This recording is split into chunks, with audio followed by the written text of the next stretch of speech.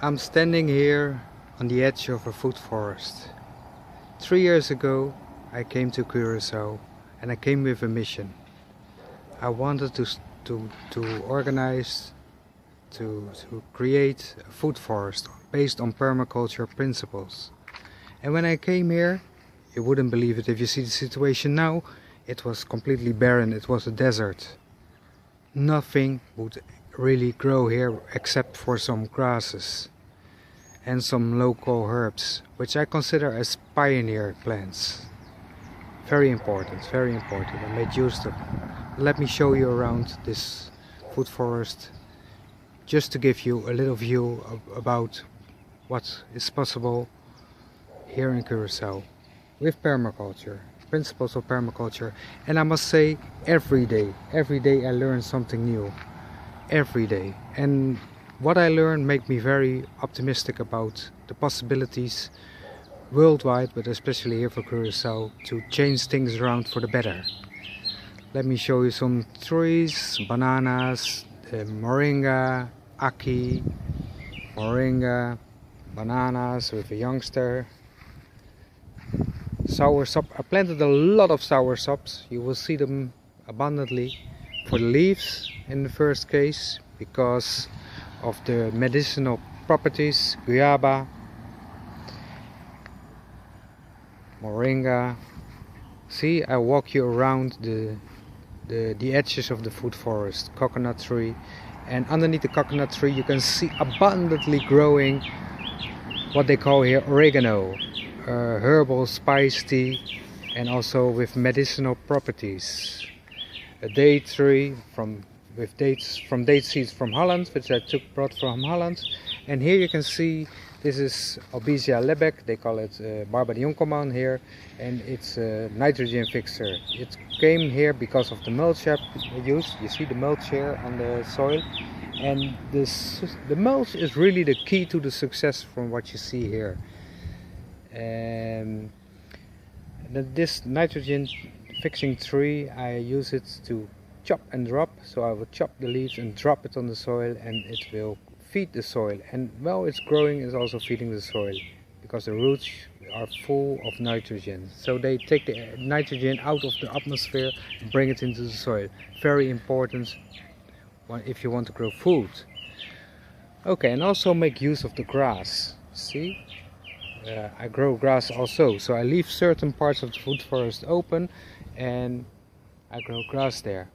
And why? Because grass make one of the most important and functional mulches. You see here? And also grass got another function. It keeps the soil moist for a longer period. I found it out by accident. I just observed, and I'm still observing every single day. I'm still a pupil in the school of nature, Mama Nature. She's teaching me every single day. Every single day I learn something new. Yeah. So, and I found out that where grass is growing, the soil is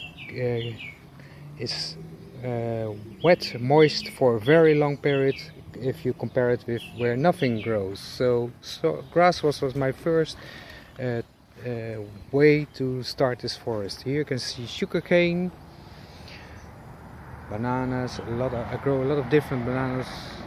There's a noni tree over there, sugarcane. This is pigeon pea, a nitrogen fixing tree also, and it gave me a lot of beans, nice beans.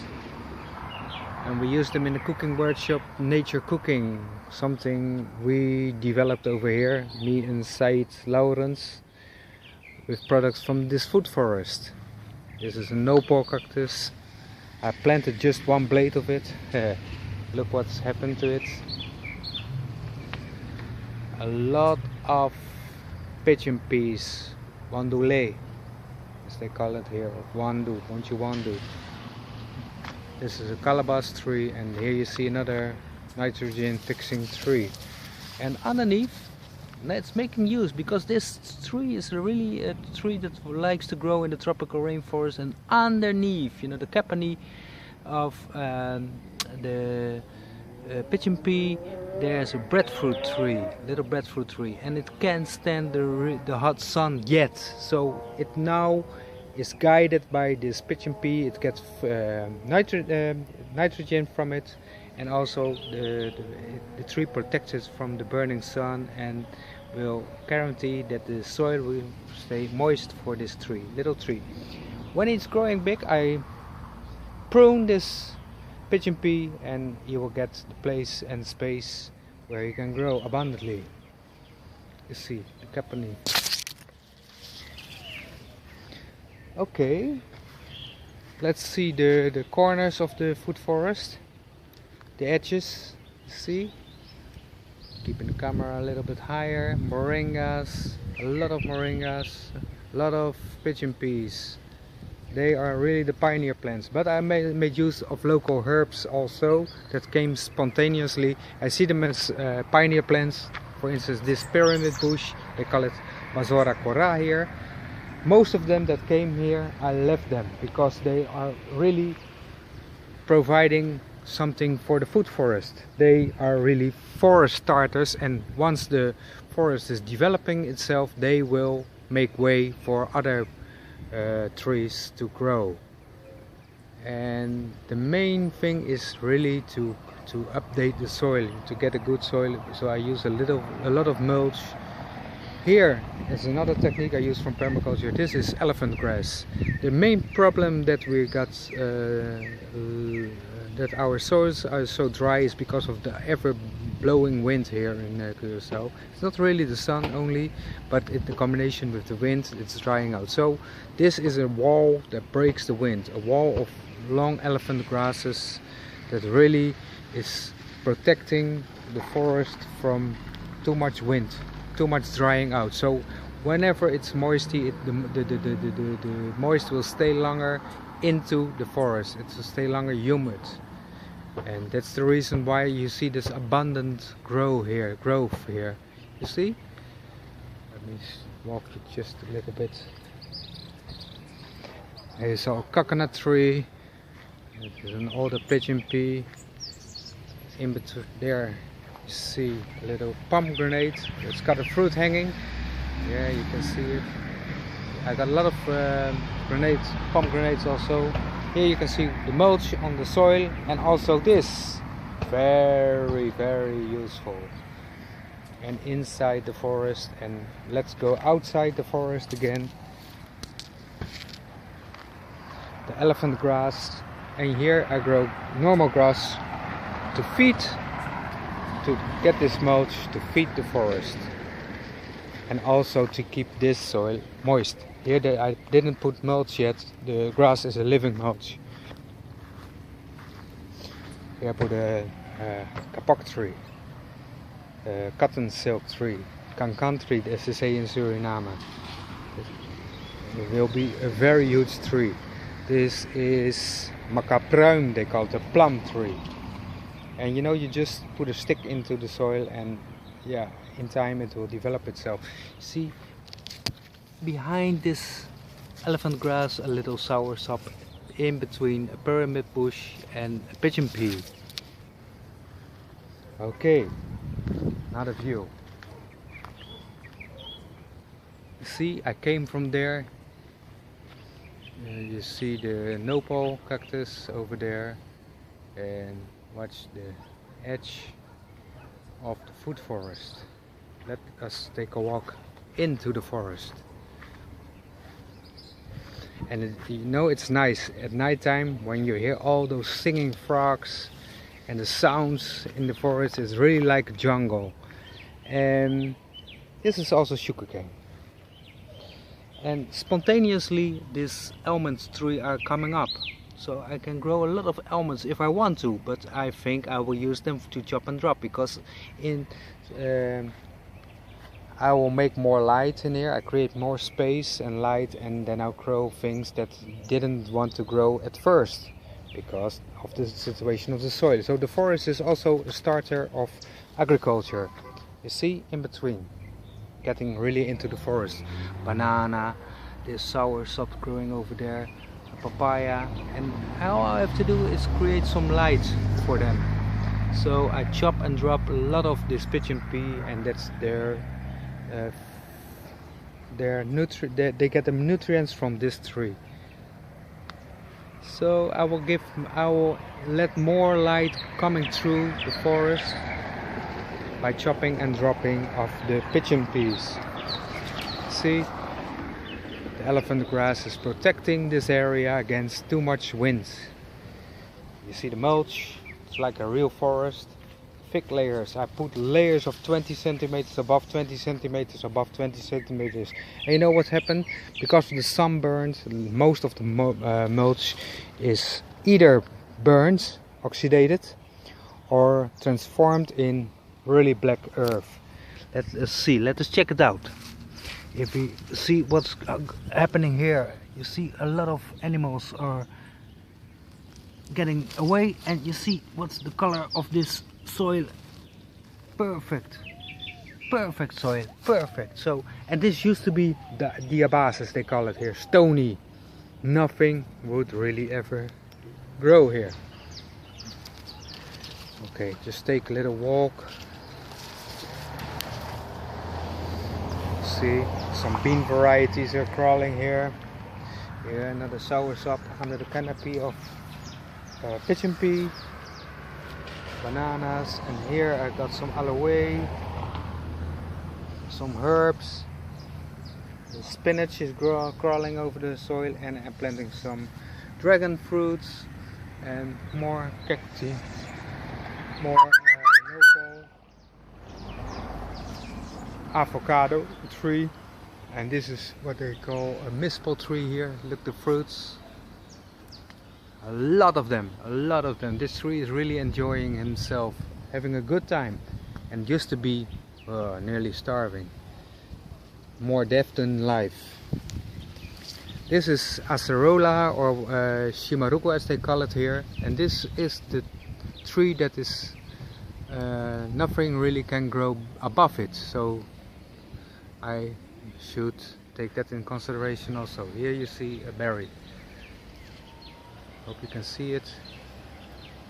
Most of them I eat already. Okay, let us move further. You see the... Okay. The mangoes were gone last week.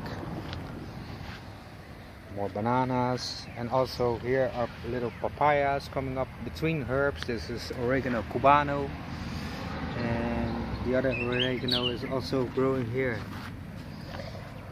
Papaya, another banana tree. In between the local herbs, this is berambi.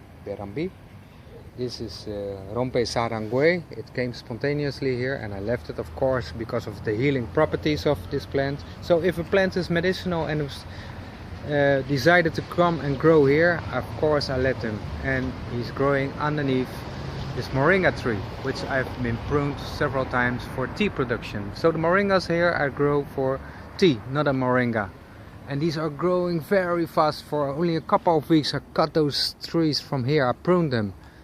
And see how big they are now. So I can prune them again and dry them and make tea out of it. And also a lot of pineapples I'm growing underneath the canopy. See? That's what I'm working on right now. Because in the beginning I couldn't grow other species. I first really had to grow the trees before I could grow anything else. Some bean varieties. And here you see cacao coming up, and you know, this climate is not really good for cacao, but here the circumstances are created, and in the shade, protected and fed by this nitrogen fixer, it will develop some cassava. And here, this is where I'm working to. I forgot the name in English. We call tire. This is turmeric or curcuma. So I want to grow a lot of curcuma and turmeric here in the shade of these trees, of these papayas and this banana tree. Ginger I will plant over there. And this is mandarin tree. Yeah, the papayas coming up. And here you see nice case of companion planting, this bean, we call it bonje kunuku, which is also a nitrogen fixer, feeding the soil, is climbing up into this banana tree, which offers him support, and in exchange of that he get nutrients from this bean. You see local herbs, oregano cubano, papaya, another herb, the oregano, and here I got some cassava coming up. You see a lot of different varieties of plants I planted here. Okay, let us see the edges of the forest again. Hear the birds singing. It's very nice to take a walk to relax your nerves. And most of the work I'm doing right now is not giving water, not planting, but you're really pruning to feed the soil with what is growing on it. The beans especially. I prune a lot of these. More cassava. Let's go inside of here. This is the baby of another banana tree that gave bananas a couple of months ago. Was 1.5 months ago. Look how big this one is already. Really satisfied here with the circumstances. Before it wasn't really that nice. His mother wasn't that really lucky, as this youngster is growing very fast. Again, some pine fruits.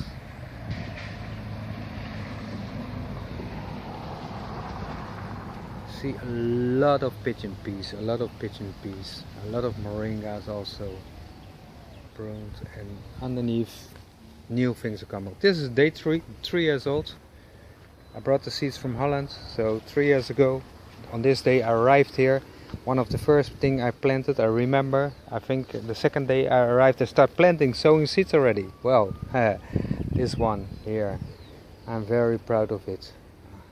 And there you see another banana tree, a pomegranate. This is lemon, and this is guava. I have to cut the grass here a little bit, use it as mulch. Don't worry too much about it now. Here new generations of pigeon peas are coming up, cassava. It's really a forest-like situation. You see the soil covered with mulch. Thick layers of mulch.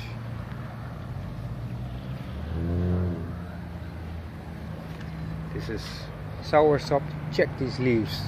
These leaves I grow them soursop, of course, for the fruits, but it will take a couple of years. But I grow them especially for the leaves, for the medicinal properties. You can sleep very well, and also as a lot of research is explaining, they discover that it's got very strong anti-cancer properties, stronger than chemotherapy. See what a beautiful leaves. I really like the color of those. This is my favorite crop over here. I planted about 40 soursop trees over here. Let us walk a little bit further. More pomegranate. I got a lot of pomegranate trees, as I told you. And here, the oranges are laying on the soil. I have to pick them. Wow. I think because of the rain. Oh, this. Let's check for the pineapple. Now we're going really into the forest, and we got ourselves. They are not too big, but last year I got them also, and they were very tasty, very tasty. I think I can eat these guys because they are laying on the soil already. Wow, Mother Nature decided to throw them on the soil, throw them on the. Okay, let us move us out above this pineapple, passing. See this guy? Pomegranate. I got some thorns in my head of the orange tree, protecting his fruits. The flowers of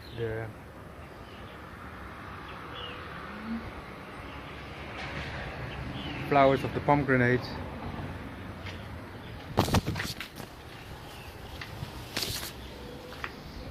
And this is also nice, something nice. You see, there's a real forest, soursops, underneath growing a lot of herbs for the kitchen, oregano, cubano. This is turmeric also, ginger, turmeric growing under the canopy of the trees that grow. Moringa. And this is castor oil, the plant that produces castor oil. Very nice.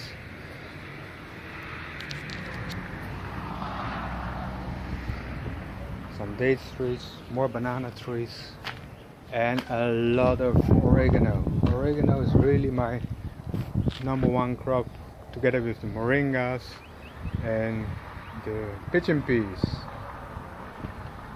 Well, this is the shape of the food forest. On the other side, I will show you another time. I got an agroforestry project, more organized, more like what a farmer understands as a farm, as planting. But this is a very nice system to plant your food with in. Okay, thank you for watching. I'm celebrating my 3 years arrival, 3rd year arrival here in Curaçao, and this, if I'm watching this, and I still got it very clear in my mind how this place used to be dry, a desert, really a desert, cannot imagine. And now, what an abundance here, what an abundance. Can you imagine if all those trees are bearing fruits? I keep on eating the whole day through. Thank you for watching. Thank you for celebrating this little success, and let's make Curaçao green. We can do it. Oh yeah, let me show you that huge eucalyptus. I use this also to chop and drop. People have a lot of sentiment against eucalyptus, but if you chop and drop them, you got the top quality soil, and also the roots are which are not used at that time, because it's like a mirror. What you see above, you see also under the soil, and they will be composted also.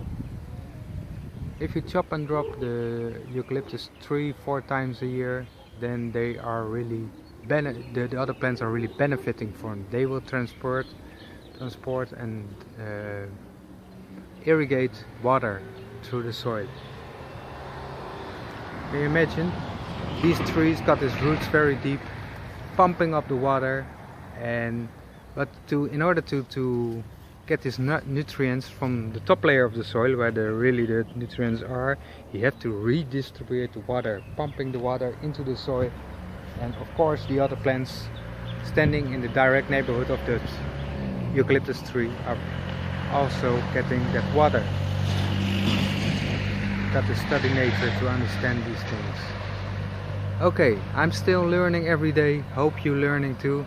Hope you make this island green again, because to my understanding, to my belief, it was a green place, and permaculture, and especially the latest techniques of syntropic agroforestry, can regreen this island and also produce a lot of food at the same time. Okay, thank you for watching.